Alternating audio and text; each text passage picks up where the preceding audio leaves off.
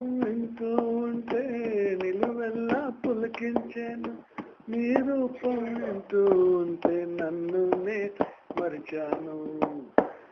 గారాల బాల నిన్నే కోరి నీ సన్నిధి చేరి నీ చుట్టే తిరుగుతూ ఉంటాను.